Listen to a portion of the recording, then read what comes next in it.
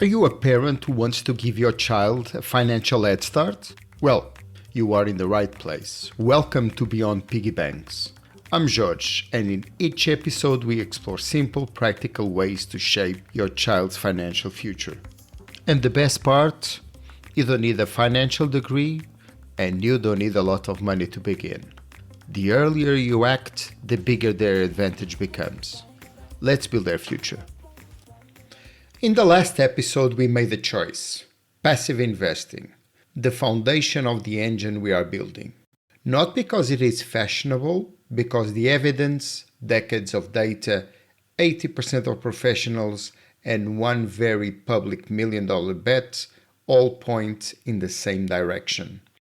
But choosing passive is only the beginning. Knowing that you want to own the market is one thing. Knowing what the market is actually made of, that is the next question. And that is exactly where we are today. Think of it like this. Before a chef cooks a meal, they need to understand their ingredients, what each one does, how it behaves, which ones are robust, which ones are delicate. You would not hand someone a recipe and send them into a kitchen without first explaining what they are working with. That is this episode. Not the recipe yet, the ingredients. Let's start at the beginning. What is an asset? An asset is anything that has value and can generate return. In the financial world, an asset is something you own that works for you. Something that has the potential to grow in value, generate income, or both. A house you rent out is an asset. A share in a company is an asset. A government bond is an asset. Even a painting hanging on a wall can be an asset.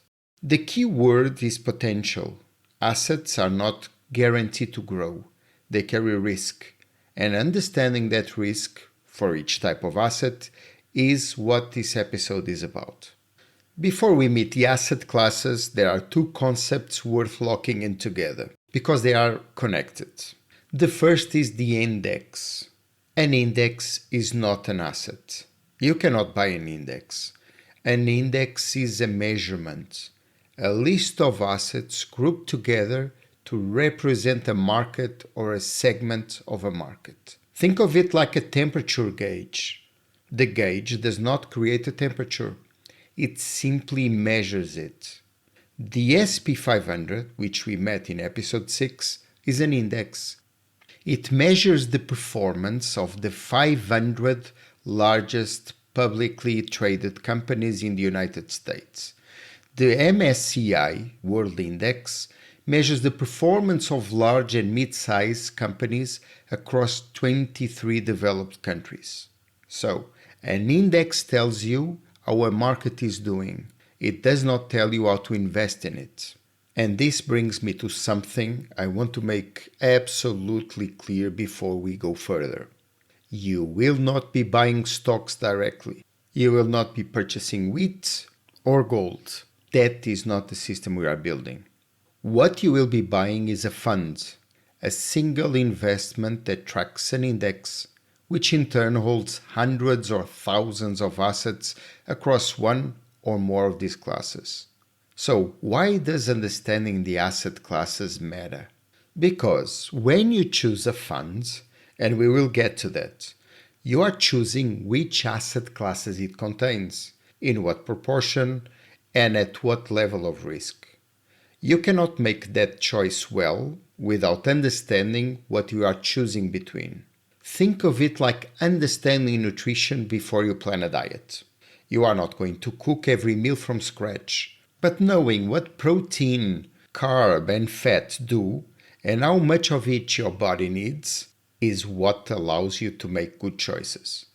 This episode is that nutritional knowledge. The shopping and cooking comes later. Now, the ingredients. There are 5 core asset classes. Each one has a different role, a different return profile, and a different risk level. Understanding all 5 is what allows you to build a portfolio that is balanced, diversified, and appropriate for your child's timeline. Let's start with the equities. Think of equities as the protein. High energy, strong results, but they need time to cook properly. Equities are ownership. When you buy a share of a company, you become a part owner of that business.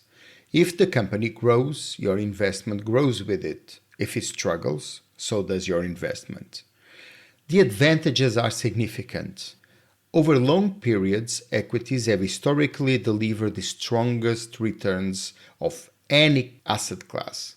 They are the engine of growth in most long-term portfolios. For 20-year runway, the kind we are building, equities are where real wealth is built. The risks are equally real. Equities are volatile. In any given year, their value can swing dramatically, up 30%, down 40%, and anywhere in between. A company can fail entirely, a sector can collapse, a market can crash. But here is what time does to that volatility. 1 year, equity markets can be terrifying. Over 10 years, the picture steadies. Over 18 years, the timeline we are working with, history shows that the long-term trajectory of diversified equity markets has consistently moved upwards. Volatility is not the enemy when time is on our side. It is the price you pay for the highest long-term results. The risk is high, but manageable over a 15 or 20-year horizon. The next asset class is fixed income. Think of fixed income as the stabilizer. Not the most exciting ingredient, but it keeps everything from falling apart. Fixed income means lending money in exchange for regular interest payments and the return of your capital at a set date. The two main types are government bonds and corporate bonds. A government bond is a loan to a government. You lend the state money, they pay you interest over a fixed period, and at the end they return your original investment. But not all governments are equal.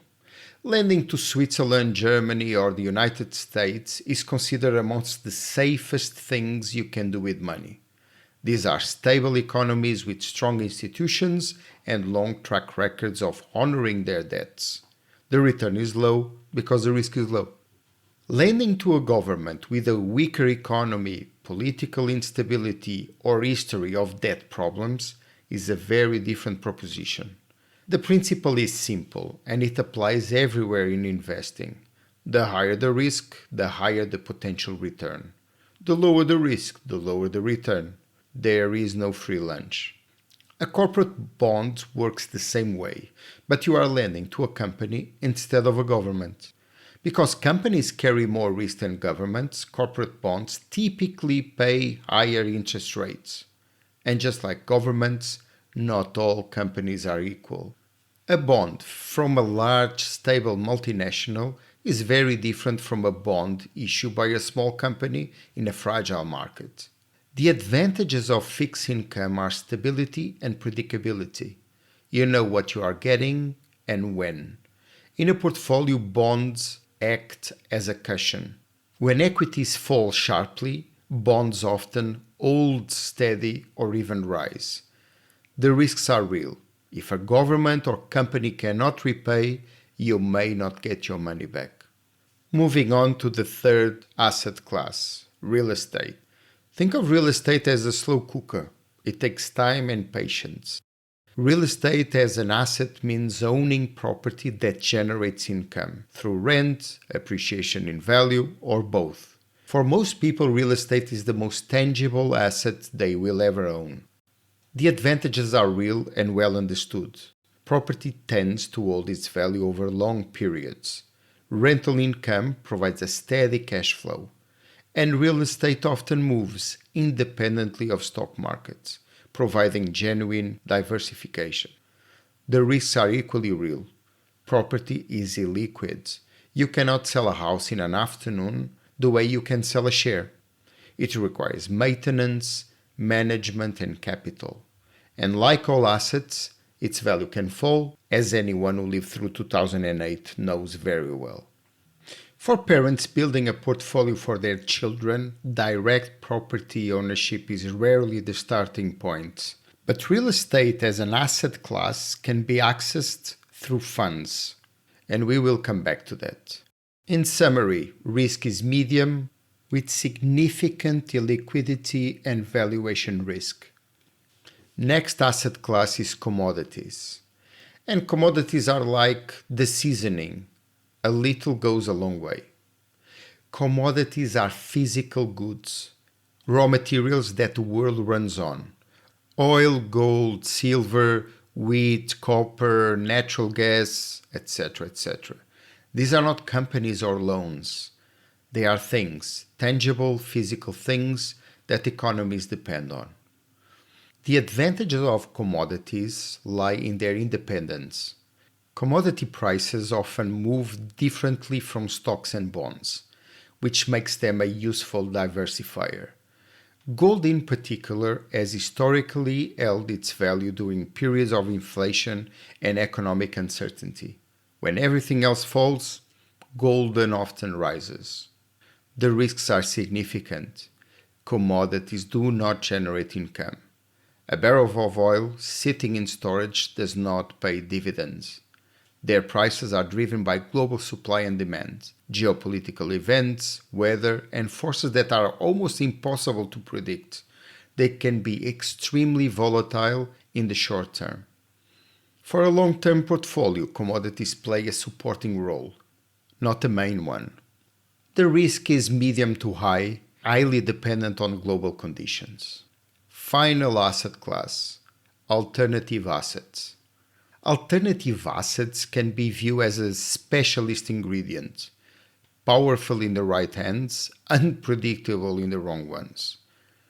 Alternative assets are everything that does not fit neatly into the four categories that we discussed.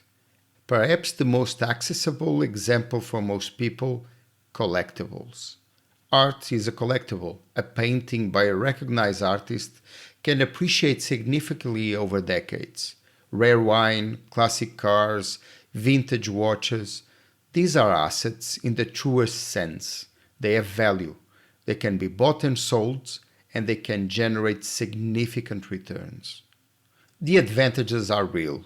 Collectibles are completely uncorrelated to financial markets. A Picasso does not fall in value because the SP 500 had a bad week. For high net worth portfolios, they provide genuine diversification. The risks are equally significant. Collectibles are illiquid. Finding a buyer takes time. Their value is subjective. What one person will pay for a painting is not always what another will. They require storage, insurance, and expertise. And unlike stocks or bonds, there is no income while you hold them. The risk is very high, with significant illiquidity and valuation risk. So, now you have the ingredients. 5 asset classes, each with its own role, its own return potential, its own risk profile. Together they form the universe of things a portfolio can be built from. And indexes, the measurements we talked about earlier, exist for most these asset classes. There is an index for global equities, an index for government bonds, an index for real estate, an index for commodities. Each index tracks a collection of assets within that class. Each index tells you how that market is performing. And each index can be followed by a fund. That fund, the vehicle that turns an index into something you can actually buy and own, is what we talk about in the next episode. Now, the ingredients are on the table. You now understand what an asset is, what an index measures, and what the 5 core building blocks of a portfolio look like. You know their strengths, you know their risks, and you know that the right mix depends entirely on one thing: time. An 18-year runway changes everything. It allows you to take more risk early because time absorbs volatility. It allows equities to do their work. It allows the engine to run. A 3-year runway is a very different conversation, one that we will have later. But first, the vehicle. In the next episode, we talk about ETFs, what they are, how they work, and why they have become the most powerful tool available to parents building exactly this kind of portfolio. The recipe is coming together. I'm George, and I'm here because your child deserves the advantage we never had. We are done hoping for the best, we are building it.